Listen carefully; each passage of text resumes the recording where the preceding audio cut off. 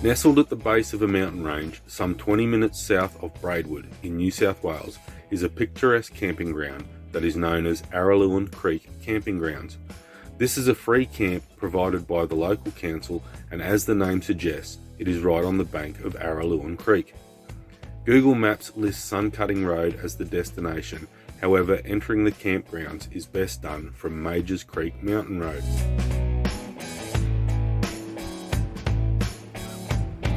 As you drive in, you will notice the rubbish bins on your left, and on your right is somewhat of a camp kitchen, which is more or less just a sheltered table area. However, there is a barbecue with a big old rusty hot plate. I recommend use this at your own discretion. There is also a water tank that gets its supply from the shelter beside it.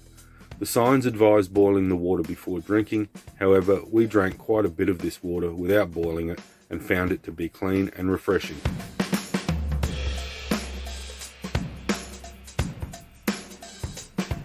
Take a short stroll through to the far side of the campgrounds and you will find male and female drop toilets. These are in standard condition, so once again, use at your own discretion. With plenty of options from sunny to shady or somewhere in between, we made our way to a prime spot overlooking the creek below, and once all the setup was done, it was time to explore. Our stay was over the 2021 Christmas New Year period, during which there was plenty of rain with scattered periods of sunshine, so the creek was flowing with fresh water the entire time. And as a side note, we mostly drank the creek water when it was nice and clear, and we did not boil that water either.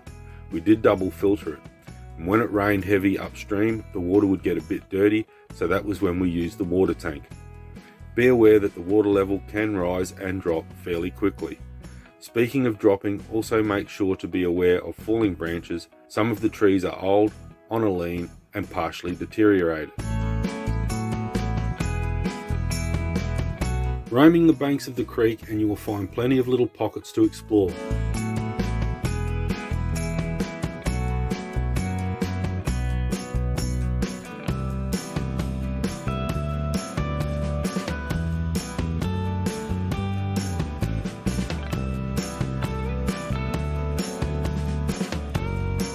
And while you're checking out the creek, you can gather up some wood for a fire. The best supply can be found on the far bank. As you look around the campgrounds, you will notice lots and lots of stacks of balancing rocks. When I was researching the campground, I saw comments from people who thought that the rocks were a bit eerie. Well, I have the lowdown on the mysterious balancing rocks of Araluen Creek campgrounds. Campers gather rocks to use as fire pits. These fire pits become overgrown and the rocks cannot be seen. This is a problem for the council worker who mows the land. It turns out that a local who frequents the campgrounds for walks with his dog picks up the rocks that are used as fire pits by visitors so that there are less hazards when mowing. Rather than return the rocks to the creek, the local stacks them into the balancing formations. So there's that cleared up. Take a stroll along Suncutting Road past the campground for some views from above the creek as you make your way to one of the more secluded swimming holes.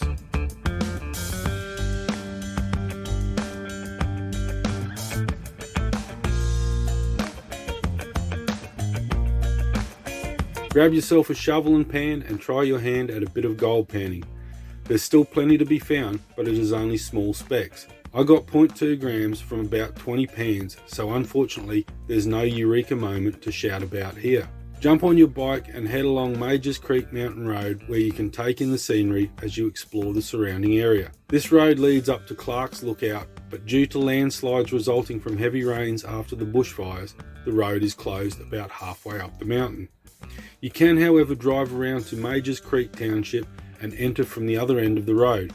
The road is actually closed at that end too, but it's just a short 600 metre walk down past the spot where Ben Hall and his gang attempted to hold up a stagecoach that was transporting the gold of the day to Sydney.